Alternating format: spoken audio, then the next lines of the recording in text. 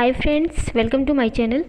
आज के वीडियो में हम एग्रोनॉमिकल जो मेजर्स हैं इन ड्राईलैंड एरिया में, रेनफिट फार्मिंग में जो ड्राईलैंड एरियाज़ रहते हैं वहाँ पे एग्रोनॉमिकल मेजर्स हम जो यूज़ करते हैं उसके बारे में डिस्कस करेंगे। इससे पहले मैंने जो प्रीवियस वीडियो था वो जो रेनफिट एग्रीकल्चर है या ड्राईलैंड एग्रीकल्चर है उसका एक ओवरव्यू दिया था, तो इसका मैं लिंक आपको आई बटन में दे दूँगी, आप वहाँ से चेक कर सकते हैं।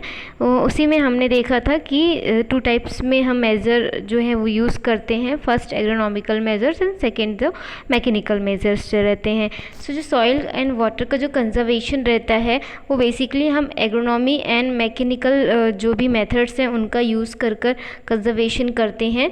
जो एग्रोनॉमिकल मेथड्स रहते हैं they are supported with mechanical measures where the land slope exist permissible limits and runoff gain erosive velocities। Agronomical methods को हम जो मैकेनिकल मेथड्स रहते हैं उसके साथ इंक्लूड करके यूज़ करते हैं ऐसे एरियाज़ में जहाँ पर जो लैंड का स्लोप रहता है वो जो परमिसिबल लिमिट्स हैं उनसे ज़्यादा रहता है, जिसके कारण रन ऑफ के द्वारा इरोजन होता है या सॉइल एंड वाटर का लॉस होता है। एग्रोनॉमिक मेथड्स जो रहते हैं they are used in interbedded areas, ऐसे एरियाज़ जो कि इंटरबर्डेड रहते हैं, and mechanical practices complement to help boost the crop yield in rainfed drylands. तो जब हम एग्रोनॉमिकल मेथड्स को मैकेनिकल मेजर्स के साथ यूज़ करते हैं जो मैकेनिकल मेथड्स रहते हैं, जो प्रैक्टिसेस रहते हैं, they help to boost crop yield in a rainfed dryland areas में। तो सबसे पहला मेथड है कंटूर टिलेज। कंटूर टिलेज का मतलब क्या होता है? कंटूर का मतलब होता है across the direction of slope.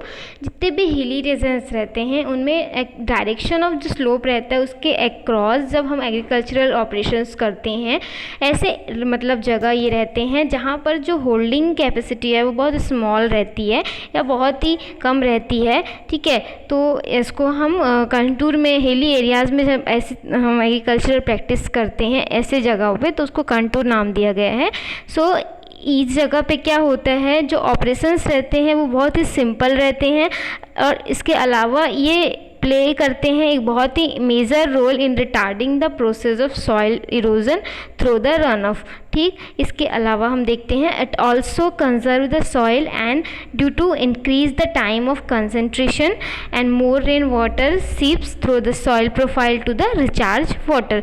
तो ये बहुत तरीके से हेल्प कर रहे हैं। सबसे पहले तो कि ये बहुत ही सिंपल इसमें ऑपरेशंस इंक्लूडेड रहते हैं जो कि बहुत सिंपल होने के बावजूद भी बहुत इंपॉर्टेंट रोल प्ले कर रहे हैं। कौन सी प्रोसेस को रिटार्ड कर रहे हैं? ये सॉइल का इरोजन जो है इस प्रोसेस को रिटार्ड कर रहे हैं, रन ऑफ को कम कर रहे हैं। और इसके अलावा ये मतलब सॉइल में वाटर का कंजर्वेशन करने का भी काम कर रहे हैं, क्योंकि ये क्या कर रहे हैं, टाइम ऑफ जो कंसंट्रेशन है उसको इंक्रीज़ कर रहे हैं, जिससे कि ज़्यादा मात्रा में जो रेन वाटर है वो सीप हो रहा है सॉइल प्रोफाइल में और जिससे ग्राउंड वाटर जो है वो रिचार्ज हो जा रहा है। तो इस तरह से ये वर्क करते हैं और हेल्प करते हैं वाटर एंड सॉइल का कंजर्वेशन करने में, जैसा आप एग्ज़ाम में पिक्चर्स में देख सकते हैं। Now second is dead furrows. Dead furrows क्या होता है? When all tillage operations are complete it is advisable to leave a dead furrow at every 10 meter interval. This should remain in position until the crop is harvested. तो जब हमारी जो भी tillage practices है they are completed, इसके बाद हमको ये करना चाहिए कि हर 10 मीटर के इंटरवल में हमको डेड फरो बनाना चाहिए, जिससे कि मतलब ये हेल्प करेगा सॉइल को कंजर्वेशन करने के लिए। इरोजन जो है वो कम हो जाएगा सॉइल का, और साथ ही साथ ये भी सजेस्टेबल रहता है कि ये जो डेड फरो हमने बनाया है इसको जब तक हमारा क्रॉप हार्वेस्ट नहीं हुआ है तब तक इसको वैसा रखना चाहिए। ठीक है, इसको डिस्ट्रॉय नहीं करना चाहिए। Even though the operations is very simple, it play a major role in retarding the process of soil erosion through the runoff। Same चीज़ है, ये एग्रोनॉमिकल मेथड इसी रूप में काम करेगी। ये डेड फरो, इस तरह का डेड फरो आपको बनाना है, और ये आपको तब तक नहीं डिस्ट्रॉय करना है जब तक आपकी क्रॉप की हार्वेस्टिंग नहीं हो जाती। तो dead furrow aids in reducing the run off velocity and they also conserve the water. जो वेलोसिटी है रन ऑफ की उसको कम करते हैं और वाटर का कंजर्वेशन करने का भी काम करते हैं। तो इस तरह से 10-10 मीटर के इंटरवल्स में आपको डेड फरो बनाना है। Now organic matter. Now third है हमारा ऑर्गेनिक मैटर। ऑर्गेनिक से क्लियर है, ठीक है, ये जैविक चीज़ें रहती हैं जिनका कोई भी एडवर्स इफेक्ट आपके सॉइल वाटर में नहीं पड़ता है। तो ऑर्गेनिक मैन्योर्स और जैसे कि FYM है, फार्म यार्ड मैन्योर्स है, वर्मी कंपोस्ट है, ऐसे जो भी ऑर्गेनिक मैन्योर रहते हैं उनको हमको एवरी ईयर अपने फील्ड में एज अ बेसल डोज के रूप में, बेसल एप्लीकेशन के रूप में यूज़ करना चाहिए। बेसल एप्लीकेशन इट मीन्स जब आप क्रॉप लगा रहे हैं उसके पहले ही सोइंग टाइम पे जब आप फील्ड प्रिपरेशन करते हैं उस टाइम पे हम इसका एप्लीकेशन करते हैं, देन आफ्टर सोइंग करते हैं, तो इसको as a basal application use किया जाता है। जिससे कि मतलब क्या होता है, जो ऑर्गेनिक जितने भी मैन्योर्स रहते हैं ये आप जैसे अप्लाई करें उसके तुरंत उसी ईयर इतना इफेक्टिव नहीं नज़र आएगा।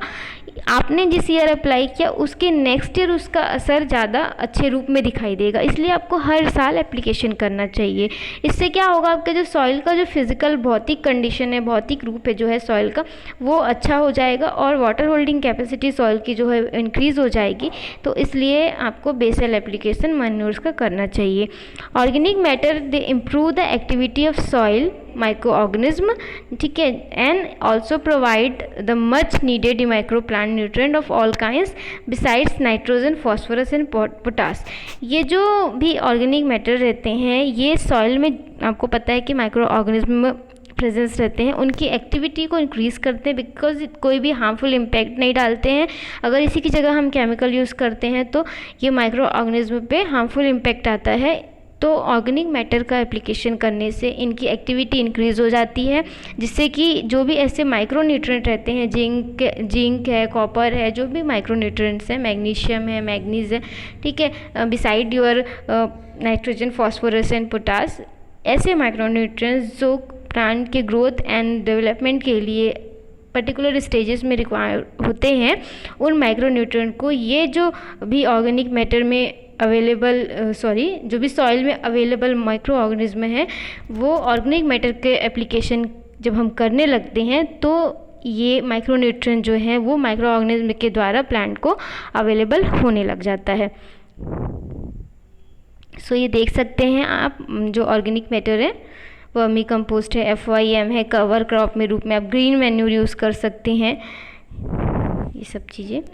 Then choice of varieties, drought resistant variety. आपको पता है रेनफेड एरिया है, totally we depends on rain, मतलब रेन वाटर्स में।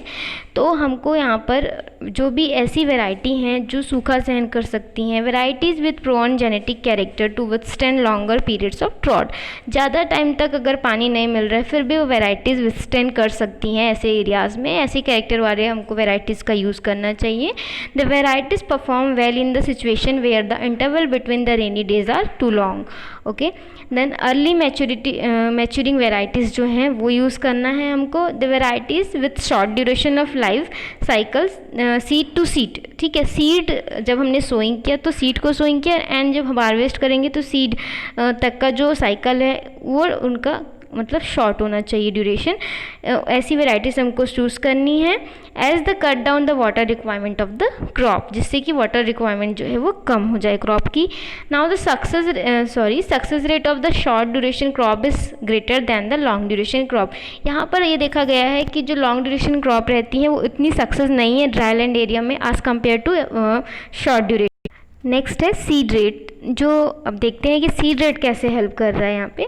नॉर्मल सीजन में क्या होता है, sowing is done with normal seed rate. हम नॉर्मल सीड रेट लगाते हैं, जो भी नॉर्मल जगह है, मतलब जहाँ पे हमारे पास इरिगेशन फैसिलिटीज़ अवेलेबल हैं, ठीक है। तो selective thinning is recommended if occurrence of drought it expected to reduce the plant population, use of a scarce soil moisture among the fewer plants.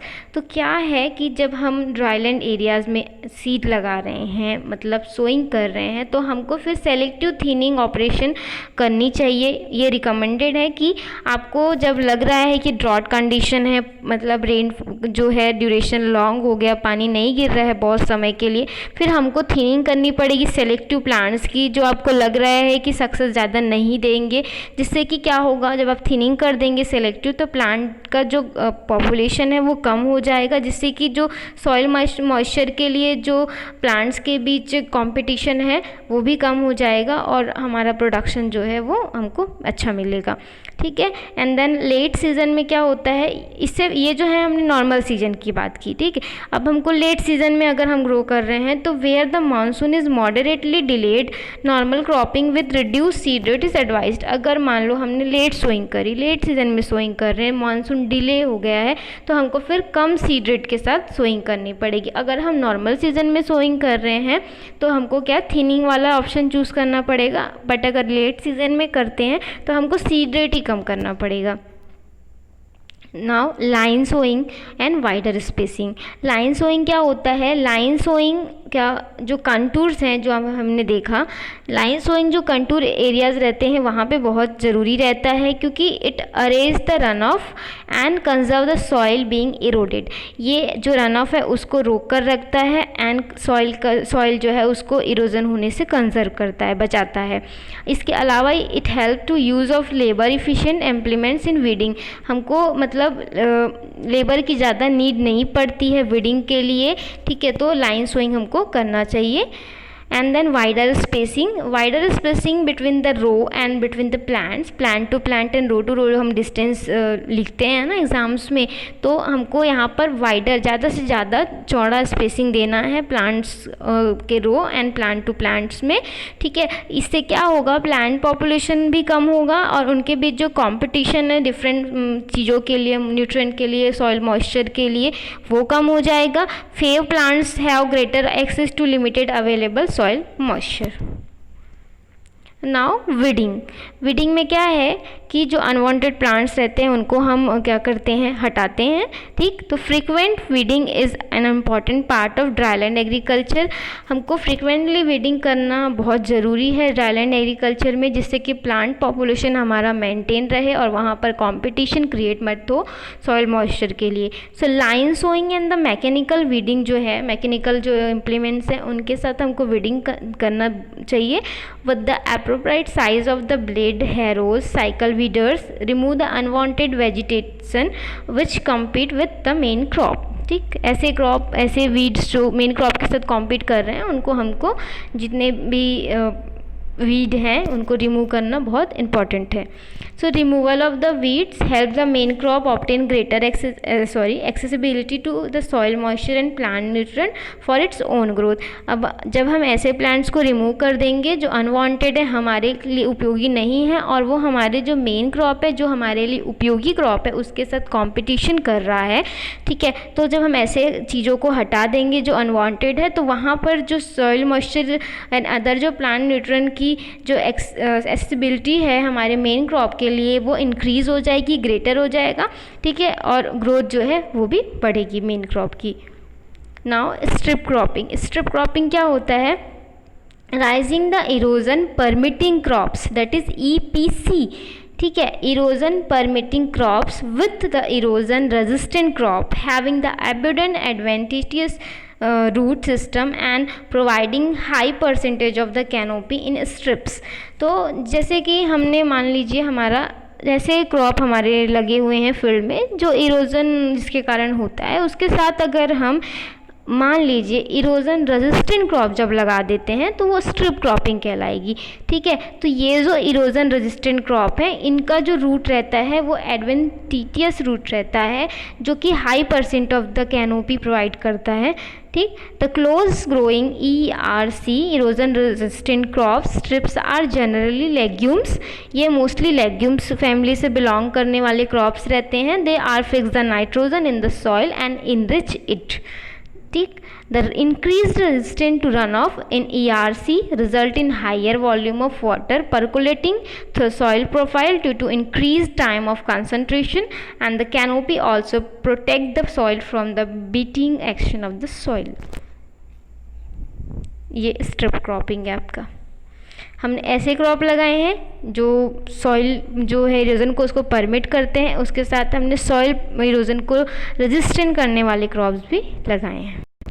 So next is mixed and inter cropping. Mixed cropping नाम से clear है, जब हम main crop के साथ कोई other family का seed mix करके जब सोइंग करते हैं, that is mix cropping. Okay, तो ये और इंटर क्रॉपिंग में क्या होता है कि हम जो हमारे जो मेन क्रॉप्स के 2 रो हैं उनके बीच एक और क्रॉप लगाते हैं, जिससे कि एक हमको इंश्योरेंस मिल जाता है कि अगर हमारा मेन क्रॉप फेल हो गया तो हमको जो हमने इंटर क्रॉप लगाया उससे हम थोड़ी बहुत जो आय है वो प्राप्त कर सकते हैं। अगर मान लो मानसून डिले हो जा रहा है या सूखी की कंडीशन आ जा रही है उस कंडीशंस में, और मोस्टली ये millets and different leguminous crops हैं, उनको हम एज अ मिक्स्ड और इंटर क्रॉप के रूप में यूज़ करते हैं।